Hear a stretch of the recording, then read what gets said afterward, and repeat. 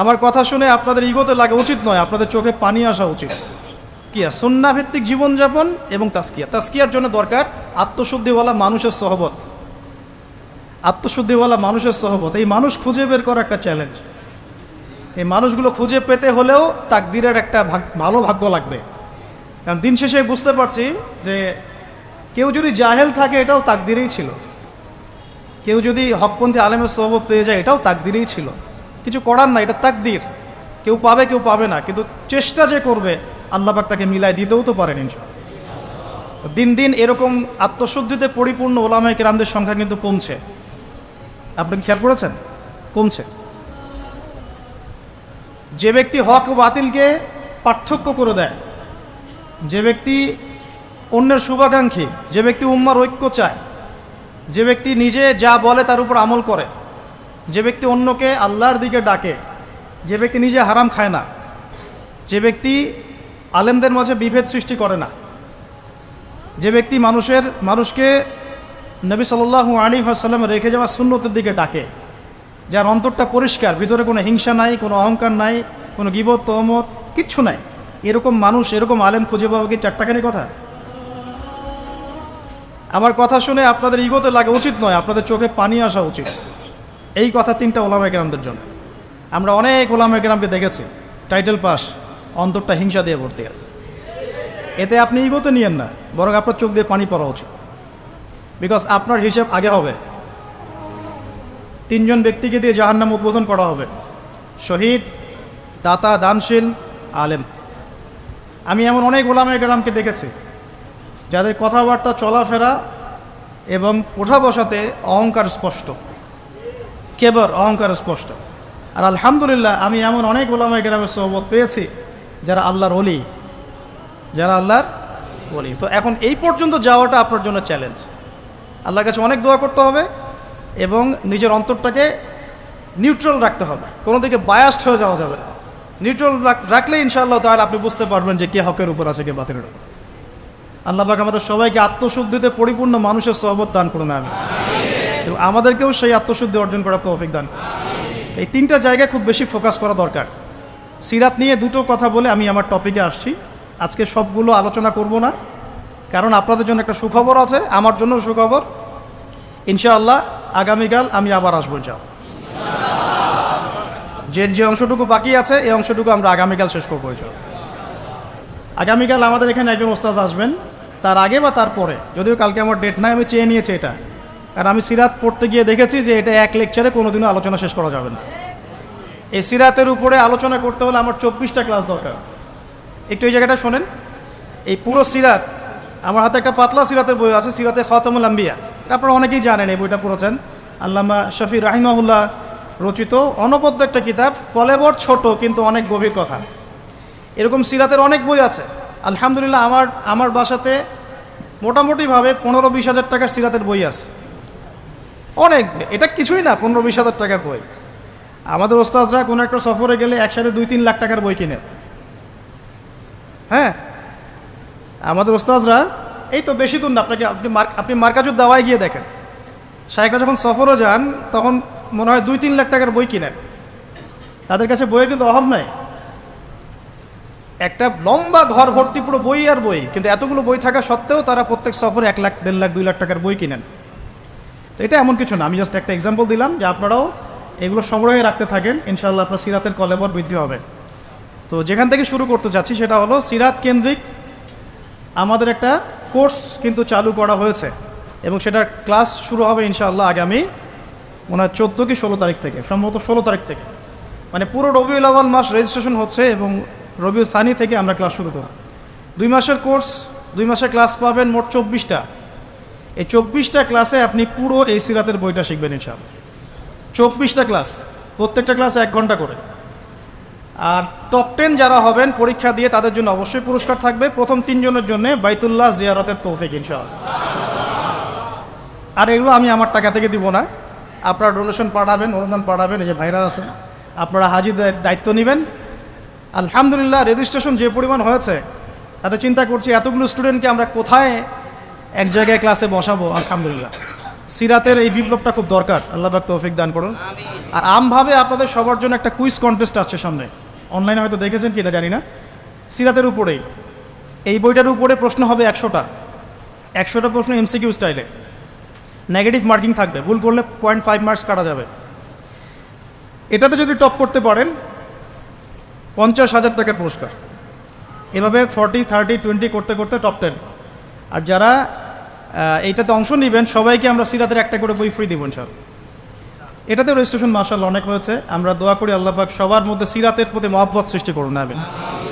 এখন আসেন টপিকে আসেন, কঠিন টপিক, নবী সাল্লাল্লাহু আলাইহি ওয়াসাল্লামের নেতৃত্বের গুণাবলী। তো আমাদের এখানে নিশ্চয়ই নেতারাও আছেন।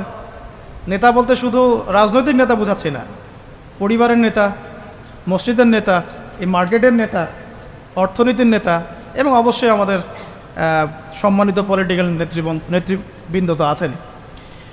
তো লেকচারটা সবার জন্যই, আল্লাহ পাক আমাদের সবাইকে মনের কান দিয়ে শোনার তৌফিক দান। সোজা কথায় আসি, নবী করিম সাল্লাল্লাহু আলাইহি ওয়াসাল্লাম নবী হওয়ার আগে তিনি যে গুণাবলীগুলো অর্জন করেছিলেন, এই গুণাবলীগুলো আমরা অনেক সময় পাশ কাটিয়ে চলে যাই। আমরা আলোচনা শুরু করি নবী সাল্লাল্লাহু আলাইহি ওয়াসাল্লাম নবী হওয়ার পর থেকে। আদতে নেতৃত্বের গুণাবলীর পয়েন্টটা যদি নিয়ে আসতে হয়, আমাদেরকে এখান থেকে আলোচনা শুরু করতে হবে। নবী সাল্লাল্লাহু আলাইহি ওয়াসাল্লাম নবুয়ত পাওয়ার আগে কেমন মানুষ ছিলেন। একটা হাদিস থেকে আমরা এটা বুঝতে পারি, এটা সহিহ বুখারীর প্রথম খণ্ডের ওহী অধ্যায়ের মধ্যে আছে এবং খাদিজা রাদিয়াল্লাহু আনহা এখানে অনেকগুলো কথা বলেছেন। হাদিসটা অনেক লম্বা, আপনারা বাসায় গিয়ে একটু দেখে নিয়েন। আমি খুব শর্ট করে মূল জায়গাটা বলছি। আল্লাহ নবী সাল্লাল্লাহু আলাইহি ওয়াসাল্লাম যখন ওহী প্রাপ্ত হলেন, আপনারা জানেন উনি ভয় পেয়েছিলেন। জিবরাইল আলাইহিস সালাম এসে তাকে বলেছিলেন ইকরা, আপনি পড়ুন। তিনি বলেছেন মা আনা বিকারি, আমি তো পড়তে জানি না। তখন বলা হচ্ছে পড়ুন, আবার বলছেন আমি তো পড়তে জানি না। চেপে ধরা হচ্ছে, ছেড়ে দেওয়া হচ্ছে, চেপে ধরা হচ্ছে, ছেড়ে দেওয়া হচ্ছে, 3 বার চেপে ধরা হয়েছে। একটু চিন্তা করতে পারি কি না আমরা, যদি কোনো জিনও এসে আমাকে চেপে ধরো তাহলে কি অবস্থা হবে? জিন তো খুব বেশি শক্তিশালী না। আউযু বিল্লাহি মিনাশ শাইতানির রাজিম পড়লেই চলে যাবে, অথবা আউযু বিকালিমাতিল্লাহি তাম্মাতি মিন শাররি মা খালাক পড়লে চলে যাবে, অথবা বিসমিল্লাহিল্লাযী লা ইয়াদুররু মা ইসমিহি শাইউন ফিল আরদ ওয়ালা ফিস সামা ওয়া হুয়াস সামিউল আলিম পড়লে ইনশাআল্লাহ চলে যাবে। আরও অনেক দোয়া আছে, জানতে হলে স্পেশাল সাক্ষাৎ দরকার, ভিজিটেশন। ঠিক আছে। এখন ফেরেশতা চেপে ধরলেন, তাহলে তো ব্যাপারটা অনেক কঠিন, অনেক বার্ডেন তার মাথায় তখন ছিল, বুকের মধ্যে ভার। এই অবস্থায় তিনি যখন বাসায় এসেছেন, খাদিজা রাদিয়াল্লাহু আনহাকে তিনি একটা কথা বলেছেন, খাশিত ওয়াকাদ খাশিতু আলা নাফসি, আমি আমার নিজের নফসের উপরে ভয় পাচ্ছি। আপনারা পড়ে দেখেন, সহিহ বুখারীতে আছে প্রথম খণ্ডে ওহী অধ্যায়। এই জায়গায় খাদিজা রাদিয়াল্লাহু আনহা 4টা থেকে 5টা বাক্য বলেছেন তার সম্পর্কে। 1, আপনি এতিমের দেখাশোনা করেন। 1, আপনি বিধবাদের খোঁজ খবর নেন। আপনি মুসাফিরদের খাবার দেন। হ্যাঁ, আপনি অসহায়ের পাশে দাঁড়ান। আল্লাহ রাব্বুল আলামিন আপনাকে ধ্বংস করবেন না ইনশাআল্লাহ। তিনি কিন্তু নবী এইমাত্র হলেন, আর এই কথাগুলো নবুয়তের আগের চারিত্রিক বৈশিষ্ট্য ব্যাখ্যা করছে, তাই তো? নবী সাল্লাল্লাহু আলাইহি ওয়াসাল্লাম বিয়ে করেছেন কত বছরে? 25। আর খাদিজা রাদিয়াল্লাহু আনহার বয়স তখন 40। আর এই ঘটনা হচ্ছে 53 বছর বয়সে। খাদিজা রাদিয়াল্লাহু আনহার বয়স তখন 53, নবী সাল্লাল্লাহু আলাইহি ওয়াসাল্লামের বয়স তখন 40। 53 না 63 হবে? 63 না? আচ্ছা, হোয়াট এভার। নবী সাল্লাল্লাহু আলাইহি ওয়াসাল্লামের বয়স তখন 40, বিয়ে হয়েছে 25-এ। 25 থেকে 40 কত হলো? 15 বছর। এই 15 বছরে খাদিজা রাদিয়াল্লাহু আনহা দেখেছেন নবী সাল্লাল্লাহু আলাইহি ওয়াসাল্লাম মিসকিনদের পাশে থাকেন, তিনি এতিমের দেখাশোনা করেন, তিনি বিধবাদের খোঁজখবর নেন, মুসাফিরদের অন্নদান করেন, মিসকিনদের পাশে থাকেন। মানে তিনি কারো প্রতি জুলুম করেন না, তিনি খুবই মানবিক একজন মানুষ এবং তার চারিত্রিক বৈশিষ্ট্য অনন্য সুন্দর। ইনশাআল্লাহ আল্লাহ আপনার কোনো ক্ষতি করবেন না। এটা তার স্ত্রী তাকে বুস্ট আপ করলেন পিছন থেকে। এখন নবুয়তের আগের এই গুণাবলীগুলো কি আমরা অর্জন করতে পেরেছি? নবুয়তের আগের এই চারিত্রিক গুণাবলীগুলোই কি আমাদের নেতৃবৃন্দের মধ্যে আছে কিনা? নেতৃবৃন্দ বলতে আমরা সবাই বোঝাচ্ছি, মনে করেন আমাদের মধ্যে আছে কিনা? আমরা সবাই কোনো না কোনো জায়গায় দায়িত্বশীল, বাড়ির বা মসজিদের বা ব্যাংকের বা অর্থনীতির বা রাজনীতির। এখন এই যে এতিমের দেখাশোনা করা, বিধবাদের পাশে থাকা, মিসকিনদের খোঁজখবর নেওয়া, মুসাফিরদের অন্ন দেওয়া এবং দুর্বলদের সাহায্য করা, এটা আমাদের মধ্যে আছে কিনা? নবী তিনি এখনো হন নাই, কেবল হলেন। নবুয়তের আগের গুণাবলী নবীজি বলছেন, ইন্নামা বুইসতু লিউতাম্মিমা মাকারিমাল আখলাক, আমি উত্তম চরিত্রকে পূর্ণতা দেওয়ার জন্যই প্রেরিত হয়েছে। এখন বাস্তবতা দেখেন, নবী হওয়ার আগে আমাদের নবী সাল্লাল্লাহু আলাইহি ওয়াসাল্লামের যে চারিত্রিক বৈশিষ্ট্যগুলো ছিল, আমরা হতভাগা উম্মাহ, আমরা এখনও মুসলমান হয়েও, মুসলমান ঘরে জন্ম নিয়েও, কোরআন হাতে পেয়েও, হাদিস হাতে পেয়েও সেই গুণাবলী অর্জন করতে পারি। অগণিত মুসলমান জিনা করে, অগণিত মুসলমান সুদ খায়, অগণিত মুসলমান ঘুষ খায়, অগণিত নেতৃবৃন্দ দুর্নীতি করেন। সবার কথাই বলছি, আমরাও দুর্নীতি করি। যেমন আমরা যে লেকচার দিতে বসেছি, আমি যদি আমার হক আদায় না করি, এটাও আমার ইলমের উপর দুর্নীতি হবে কি না? কারণ আমাকে যদি কোনো প্রশ্ন করেন যে প্যালেস্টাইন এখন যে ইস্যু চলছে, এটার কি জবাব হবে, আর আমি যদি আমার স্বার্থ চিন্তা করে পাশ কাটিয়ে ডানে বামে অ্যান্সার দেই, দুর্নীতি করলাম ইলমের সাথে, করলাম কি না? এই জন্য জিজ্ঞাসা করেন না। ঠিক আছে, আচ্ছা। তো দেখুন, নবী সাল্লাল্লাহু আলাইহি ওয়াসাল্লাম এই গুণাবলীগুলো আছে কিনা? আমরা সুদ খাচ্ছি, আমরা জিনা করছি। আপনি 5% মানুষ খুঁজে পাবেন না এখন যারা সুদ খায় না। কোনো না কোনোভাবে আমরা রিবার সাথে জড়িত। আর যারা ইকোনমিক্স নিয়ে পড়াশোনা করেন, ওই আলেমদেরকে জিজ্ঞাসা করবেন। যারা ইকোনমিক্স নিয়ে পড়াশোনা করেছেন এমন আলেমকে জিজ্ঞাসা করবেন, পেপার মানি, ইলেকট্রনিক মানির মধ্যে রিবা আছে কি নাই। যাদের মধ্যে এই জ্ঞান নেই, ওদেরকে জিজ্ঞাসা করে লাভ নাই। তারা বলবে খারেজি। কি বলবে? তারা বলবে খারেজি হয়ে গেছে। সুবহানাল্লাহ। যাই, আমরা দোয়া করি আল্লাহ পাক তাদেরকে তাসকিয়া দান করে। হয়তোবা বোঝে না, অথবা দুনিয়ার স্বার্থে কথা বলে। এখন আমরা জিনা করছি, উঠতে বসতে চলতে ফিরতে, বাসে, অটোতে, উবারে, এইখানে এখানে সবখানে। আমি বলেছি আমার আশঙ্কা, আমি ঢাকা শহরেরই বাসিন্দা, এখন তাকদীর আমাকে এখানেই মিলাই দিছে, কিভাবে জানি। আসলে আল্লাহ রাব্বুল আলামিন মানুষের কিবোধ পছন্দ করেন না। আমি একসময় অহংকার করে 2 দিন বলেছিলাম, মনে হয় আমার মনে আছে, যে আমাকে ফ্রি একটা ফ্ল্যাট দিলেও ঢাকাতে আমি থাকবো না কখন। এটা আমি বলেছিলাম আজকে থেকে 5 বছর আগে, 6 বছর আগে।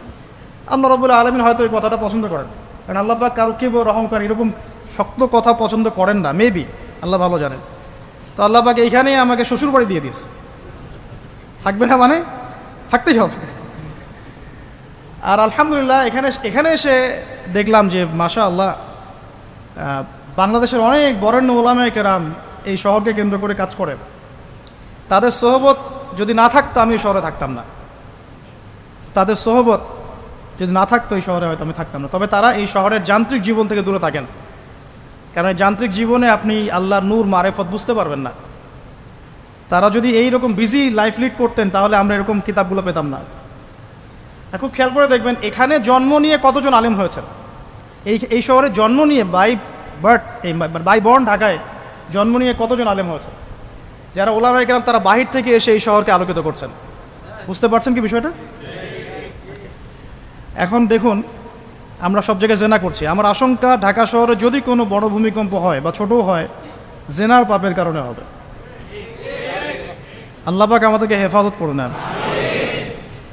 আর আমি আজকে আরও বেশি কনসিয়াস এবং ভয় পাচ্ছি এই কথাটা বলতে, যে যদি আল্লাহর কোনো গজব চলে আসে, তখন ভালো মন্দ কোনো মানুষ ছাড় পাবে না।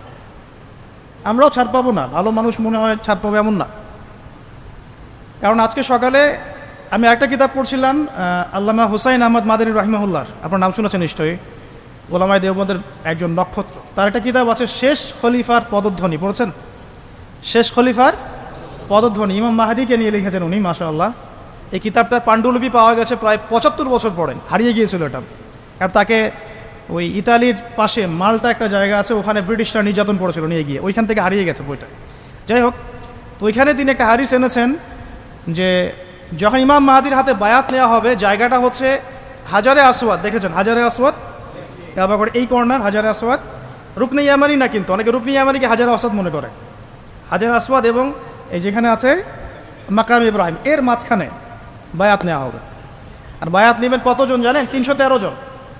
313 জন। বদরি সাহাবি 313, তালুতের বাহিনী 313, এখানেও 313। তো বায়াত যখন নেওয়া হবে, শাম থেকে তখন একটা দল আসবে তাদের বিরুদ্ধে যুদ্ধ করতে।